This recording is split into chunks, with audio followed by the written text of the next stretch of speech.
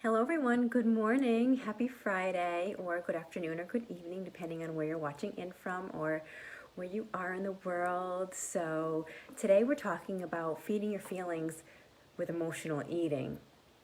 So I'm Kelsie Michaud, health and life coach, and I wanted to talk about this today because I've been hearing it a lot as far as emotional eating goes, and we feel some kind of negative emotion and we immediately turn to food seems to be our main coping mechanism.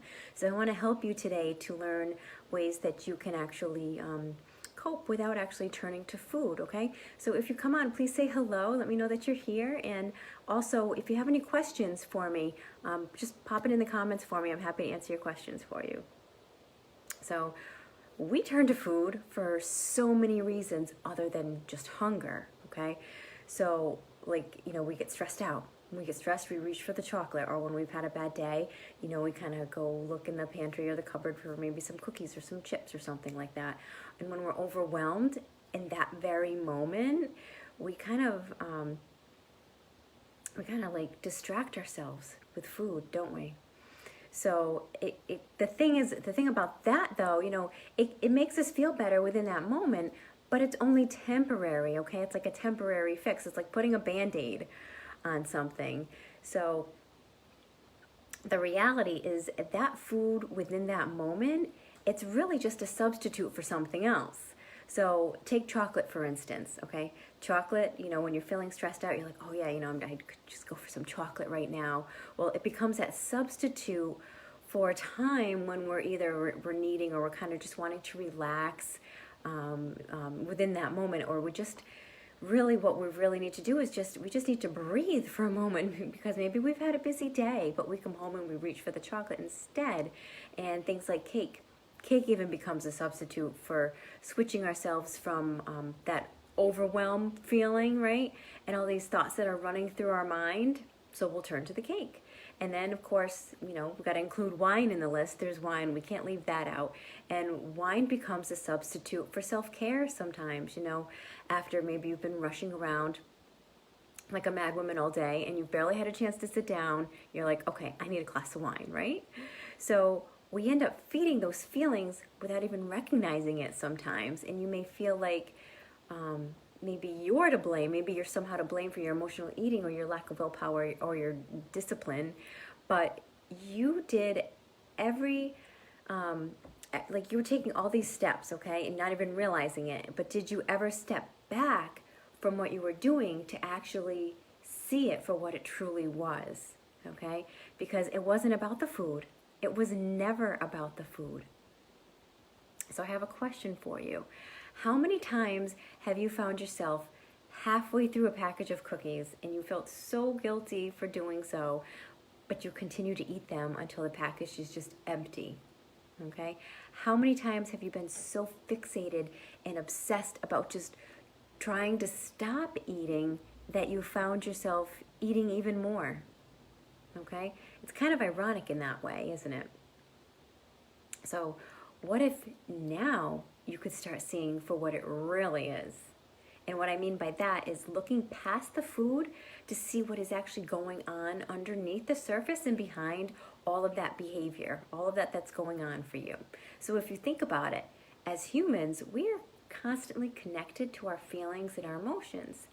And that's great when we know how to embrace them and actually deal with them and feel them, but yet for so many of us, we don't. Okay, we hate to feel anxious, so we numb out that feeling and we try to avoid it, or we don't like that feeling of discomfort or that feeling of worry, so we numb out and again, we're avoiding it. Or, we don't like the way that anger feels in our body, so once again, we numb out and we avoid, so we don't have to feel it. So what I have learned from all of this is that, is that to be able to move through life feeling balanced and in control and actually happier, you have to get to a place where you can feel comfortable with actually feeling uncomfortable. Okay, because we can all find comfort within our own discomfort. So when we feel anxious, there's a reason for it. Or when we feel worried, there's a reason for it. Or when we feel angry, once again, there's a reason for it. Okay, you're not just feeling these feelings for nothing. Okay, but the problem comes when we don't bother to look further into the reason that is actually behind it, because we're just too busy stuffing our face with the cookies or the chips. Okay, and remember, this is a coping strategy that many of us end up doing for whatever reason. And honestly, there will always be some kind of emotional eating when it comes to food, and that is completely normal, okay? We eat birthday cake to join in the celebration, right? You say yes to an occasional muffin when you're, going to meet a friend for coffee. These are still moments of emotional eating, but as we may not be like physically hungry at the time, but the problem comes when you feel out of control with that process. So realistically, the reason we may not explore the reasons behind our behavior is that we have never been taught or shown how to deal with our feelings. That could come from your background, from your story. Maybe you were brought up not to fully express how you feel, or maybe you were told to just get over it. Maybe you weren't exposed to feelings like anger or frustration in a healthy way. All right? So naturally, then you choose now to suppress your own anger because of any fear or painful memories that might come up. All right? And again, that's where you turn to the food and you'd rather just numb out and not feel them at all. And this isn't about judging or bringing up, any people involved. It's simply about bringing into this conversation to just help you maybe fully appreciate what's going on for you right now within your own story. Okay, so those are some things to think about. So there's many reasons why we end up feeding our feelings. Okay, we feel anxious and we find ourselves turning to food as a way to way of metaphorically or physically pushing that feeling down, pushing it away. We may do the same thing if we're feeling worried or angry or lonely or just feeling overwhelmed or even embarrassed. There's so many feelings that we can feel. And I have worked with clients who do this with literally, every feeling or emotion which they have felt. So what can you do about it? Well, here's the thing. Our feelings actually need to be felt, not fed, okay? You need to really allow yourself to feel anxious and to understand the reasons why it is not comfortable. It may not be a comfortable thing for you, of course, when you're feeling anxious or any kind of anxiety running through your body. No, that doesn't feel good. I get that. But you need to allow yourself to actually feel that discomfort, because stuffing that feeling of anxiety down with food, it's not comfortable, and it's not it's also never going to help you get through it in the long run. And only stepping into your truth and you're acknowledging how you feel, okay, that's the way that we become truly free from this food obsession and ultimately can reconnect back to who you really are, okay? So I have some tips for you. These are my top 5 tips that I want to share with you today to help you break that cycle of feeding your feelings. And number 1 is the diet mentality, okay? Breaking those diet rules. Stop categorizing food and allow yourself to eat whatever you like, all right? Because food is no longer good or bad, okay? That's where you need to separate that. That's diet mentality right there when we categorize food as good or bad. We need to no longer categorize food like that, okay? And that's the very first place to start. And some emotional eating is simply this natural response to just deprivation and restriction. So if you've ever denied yourself chocolate or cake or whatever it is your food that you absolutely love, if you've deprived yourself for any amount of time, eventually you've craved them and then you ended up eating them. Am I right? You probably ate them more than you meant to. You ate it in an amount more than you wanted to. Okay? And that's due to those the diet mentality and the diet rules and the restriction and the deprivation. Okay? So that's why you want to get rid of that.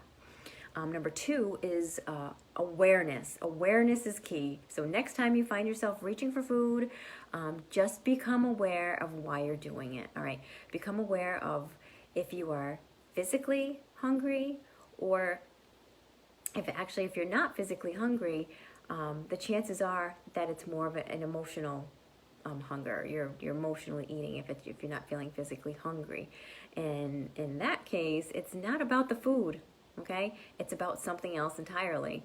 So remember that emotional eating is about changing your emotional state. And we're usually wanting to change that state of discomfort, right? We don't want to feel that really uncomfortable feeling, or that feeling of overwhelm. So, you feel the discomfort, so you eat the cake. And then you're feeling happier because it made you feel better, but that comfort is only temporary, okay? It's only a temporary fix. There's that Band-Aid again, all right? So being more aware around those feelings can help you to distinguish what's actually going on, whether you're physically hungry or you're eating out of emotions. And number 3 is to get rid of judgment and criticism, all right? One of the biggest lessons, which I continue to learn myself, is there's no place for judgment or criticism when we're working on becoming better versions of ourselves. So criticizing and judging ourselves never allows us the space to actually grow and learn and change. So you want to approach it with curiosity and nothing more, okay? Because you've beaten yourself up for far too long. I'm sure of it already, okay? And number 4, what if you were to give yourself permission to actually sit with how you feel? Might sound scary to some, but actually you just sit in a place of feeling anxious for like 2 minutes, okay? And to sit with that anger, or to sit with that loneliness. What do you think would happen? Quite often our perceptions are very different to reality, all right? And I'll be completely honest, in saying that, allowing ourselves to feel what we feel, it's not always pleasant. Doesn't always feel good. But the thing is, nothing horrific is going to happen to you. Nothing detrimental is going to happen when you sit there and you sit in those feelings and you feel them for 2 minutes. And as a matter of fact, the more you can get into the habit of doing that and really feel how you feel, the sooner those feelings are going to pass. And they're not passing because you're not allowing them to. You keep stuffing them down and ignoring them and numbing them with food. Okay, so actually allowing yourself to feel them is allowing them to come up and come out instead of pushing them back down, all right? Because it's when we resist those anxious feelings that the anxiety actually gets worse, okay? Because it builds up, or it's all manifesting in our body. We need to release it. You need to let it out. You need to let it go, all right? And when we ignore feelings of even anger, then, sometimes we become a little more wound up, a little more tightly wound, and then you just get to a point where you want to explode. And then you may find yourself, every once in a while, just kind of going crazy and exploding and reacting to what happens as all this stuff is eventually coming up because you've held it down for so long. So you want to actually be able to release that more often, okay? So I also recommend that you find other ways of diffusing those emotions, especially if they feel really overwhelming. And if you are really, really struggling, give yourself 2 minutes to just feel how you feel and see what happens, okay? And you might be surprised. You might be surprised at what actually happens. And number 5, I want you to identify and feed, okay? So by that, I mean, so if you start recognizing that there's all of these emotions and feelings that seem to just come up really often for you, this is actually a great opportunity for you to explore them and actually identify why they're coming up, okay? That's a great opportunity right there. So because, when you figure out why, you can then choose what you want to do about it. Then you're once you understand and you're aware, then you're more likely to do something. So maybe your underlying anxiety is because you feel maybe unsettled with your job or your relationship. So what can you do about it? You know, you are more in control in your life than you realize right now, okay? And nobody needs to stay with these things which are, you know, not making them happy. You know, you don't want all of that anger and discomfort continuing to manifest within your body, all right?